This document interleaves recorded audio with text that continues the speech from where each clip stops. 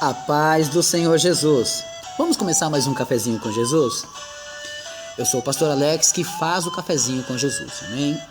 Peço a você agora que você venha aprender e entender a palavra do Senhor com esses áudios esmiuçados, né? Bom, abre a sua Bíblia juntamente comigo no livro do profeta Ezequiel. Hoje é o quinto áudio, meus irmãos, quinto áudio do nosso estudo do profeta Ezequiel. Você vai procurar o capítulo 22 de Ezequiel. Capítulo 22 e o verso 30. Tá procurando aí? Você que está no trem, no ônibus, você não pode abrir uma Bíblia, amém. Me acompanhe. Livro do profeta Ezequiel, capítulo 22 e verso 30 diz assim: E busquei dentre eles um homem que estivesse tapando o muro e estivesse na brecha perante mim, por esta terra, para que eu não a destruísse, mas ninguém achei. Será que a gente pode mudar essa palavra?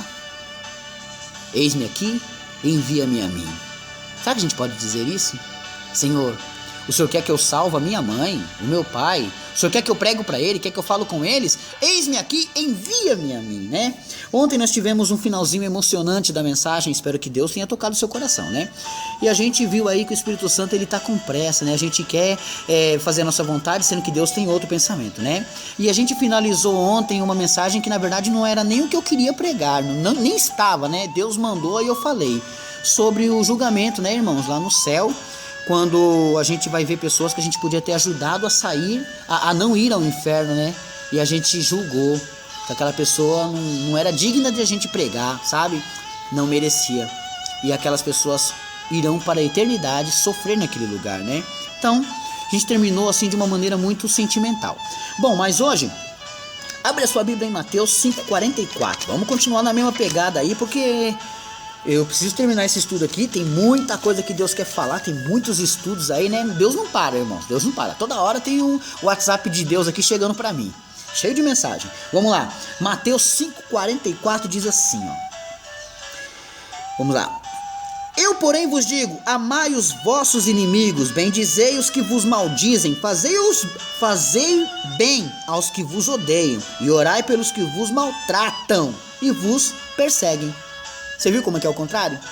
Isso daqui na verdade é uma doutrina do reino de Deus, porque no reino dos homens a gente não faria isso. Quer ver como é que funciona no reino dos homens? Ó, eu porém vos digo, amai vossos inimigos. Esse aqui é o mandamento do reino de Deus. E como seria o mandamento dos homens? Matai os nossos inimigos. Mandamento do reino de Deus, bendizei os que vos maldizem. Como é que é o mandamento dos homens? Ah, vou falar mal dele também, ele está falando mal de mim. Mandamento do reino de Deus, fazei bem aos que vos odeiam. Mandamento da obra do Senhor aqui, mandamento do homem aqui na terra, fazer mal para todo mundo que me odeia. Mandamento do reino de Deus, orai pelos que vos maltratam e vos perseguem.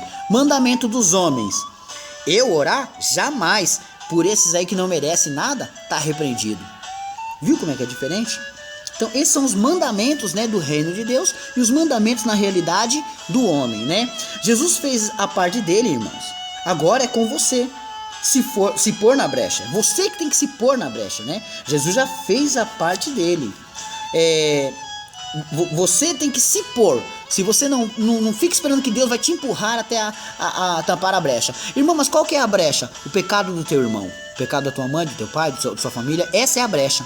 E Deus pode condená-los se eles morrerem daquela maneira. Então o que você vai fazer? Se pôr na brecha. As pessoas com os problemas precisam de alguém para se pôr na brecha por eles. É isso que esse versículo quer falar. É isso, meus irmãos.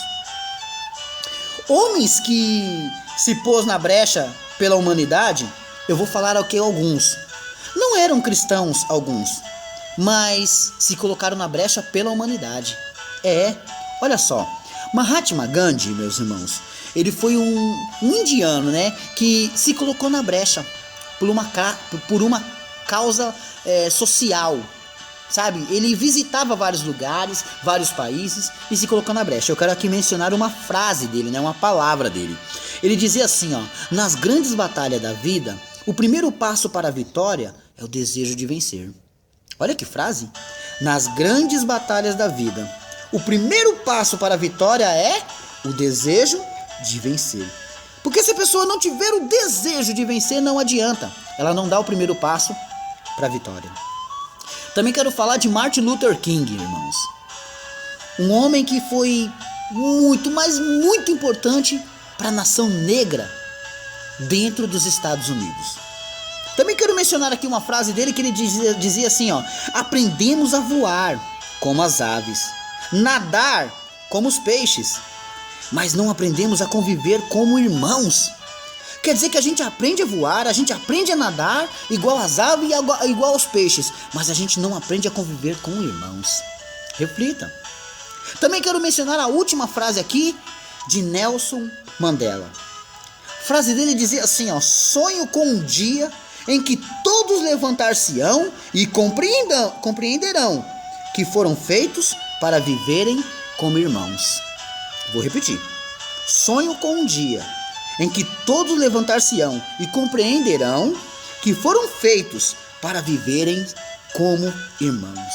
Olha aí, irmãos, que profundidade, né?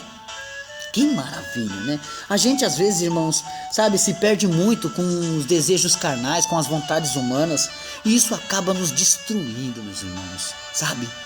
Perdemos o prazer de sentir um abraço, de um agradecimento, uma gratidão de alguém, porque ficamos filtrados ali, sabe, em desejo de conquistar alguma coisa para o nosso ego, para o bel prazer, e isso está errado. Vou te contar algumas historinhas aqui para você entender, olha só. Essas historinhas são histórias bíblicas, tá? Só para você aprender algumas coisinhas. A primeira está em Lucas capítulo 10, 25 a 37, vamos lá? Lucas 10, abre a sua Bíblia aí, Novo Testamento, Lucas 10, capítulo 25 a 37. Pastor, mas é uma história longa, sim, mas é necessária. A 37, olha só. E eis que se levantou um certo doutor da lei, tentando-o e dizendo: mestre, que farei para herdar a vida eterna? Presta atenção que vai falar com você essa mensagem. E ele disse: que está escrito na lei, como lês?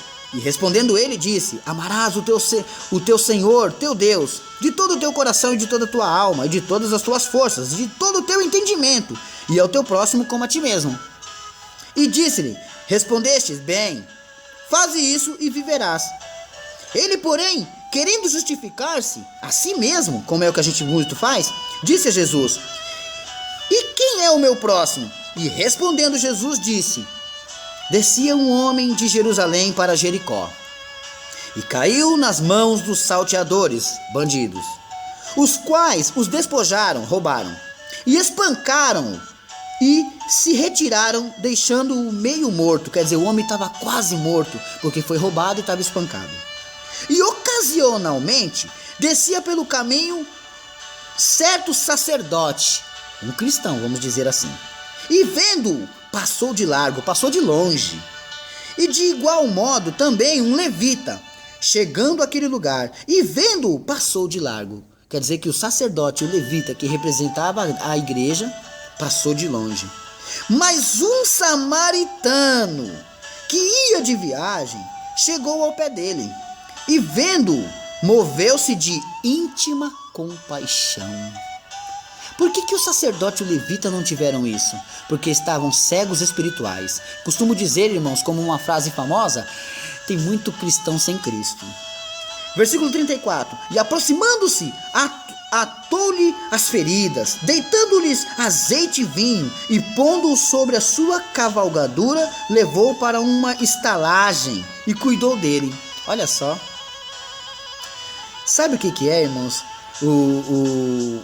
o maior problema aqui? Presta bem atenção. Jesus está dizendo que um homem que era para ser inimigo daquele homem que desceu para Jerusalém, ele foi salvo por um inimigo praticamente, né? Um homem que não falaria com ele. Verso 35. E partindo ao outro dia, tirou 2 dinheiros e deu aos hospedeiros, e disse-lhe: cuida dele, e tudo que demais gastardes, eu te pagarei quando voltar. Verso 36. Qual, pois, destes 3 parece que foi o próximo daquele que caiu nas mãos dos salteadores? Jesus faz a pergunta para ele: qual desses 3 amou o teu próximo? O sacerdote que representava Deus dentro da igreja? O levita que representava Deus dentro da igreja? Ou aquele homem samaritano que era para ser inimigo, que não falava com eles, né? Qual deles?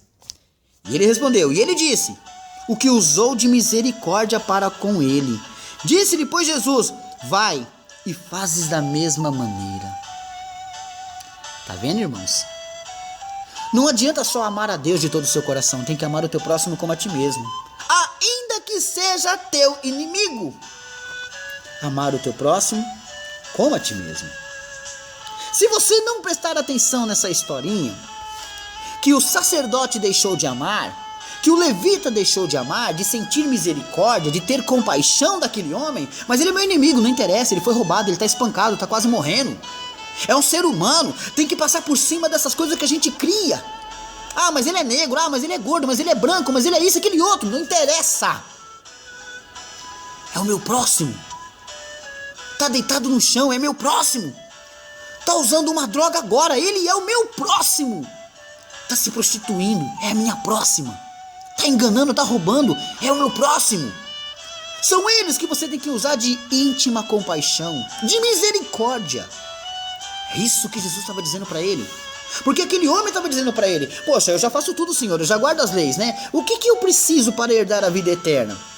Amar a Deus de todo o seu coração e teu próximo como a ti mesmo. Ele já achava que amava, porque as pessoas que estão dentro da igreja acham que o próximo dele é aqueles que estão dentro da igreja. Ah, eu vou levar uma cesta básica para a irmã Francisquinha.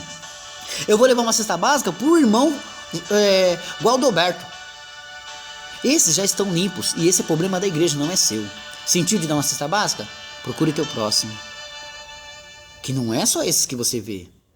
São aqueles que estão lá fora, necessitados, precisando de alguém. Você comeu, sobrou comida no seu prato, mas tem pessoas que nem um prato viu.